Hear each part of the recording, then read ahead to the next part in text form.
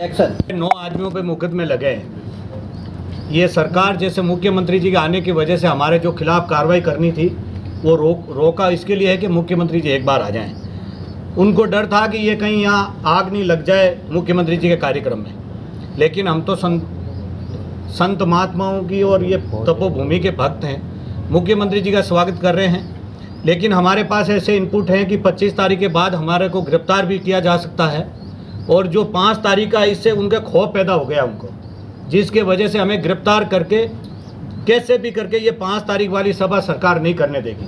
इसके लिए हमने आज आपके माध्यम से आम जनता तक, आम किसानों तक पहुंचाया कि हम तो जेल में जाएंगे, लेकिन आपके पास जो ये 9 दिवसीय जो कार्यक्रम है, घर घर तक हमारी टीम के कार्यकर्ता आपके पास आएंगे और 5 तारीख को इतनी बड़ी संख्या में कार्यक्रम करना कि मुख्यमंत्री जी खुद ऊपर से आदेश दे के भाई 9 इन क्रांतिकारियों को आप छोड़ दो। हमें पूरा अंदेशा है, सरकार नेट भी बंद कर सकती है, इंटरनेट की सेवाएं जिस प्रकार से हनुमानगढ़ में बंद हुई है वैसा मेरठा में भी कर सकते हैं, क्योंकि ये पूरे तानाशाही पे आ गए हैं। अब इनको तानाशाही किसानों को जेल में डालने के अलावा इनके पास जनता को मुंह दिखाने की कोई बचा नहीं है, किस प्रकार से मुंह दिखाएं। तो मैं आम जनता से आपके चैनलों के माध्यम से निवेदन करता हूं कि जैसे ही सरकार कुछ करे तो ये जो 200 गांव हैं उनकी रोडें बिल्कुल जाम कर देना तुरंत।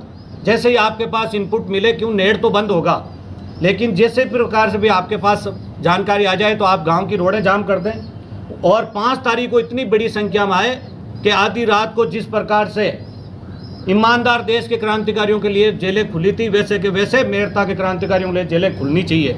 और यहाँ अगर आप चूक गए तो आने वाली पीढ़ियाँ माफ़ नहीं करेगी, और मेरठा में नहीं पूरे राजस्थान में फिर कोई किसानों की भलाई के लिए आपका झंडा नहीं उठाएगा।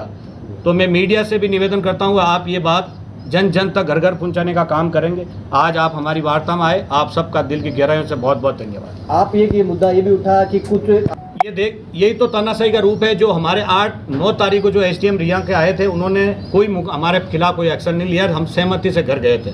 8 तारीख को जो पदाधिकारी खुद उपस्थित नहीं है और जो किसान आए भी नहीं, जो घर बैठे थे, उनके खिलाफ भी उन्होंने मुकदमा किया है।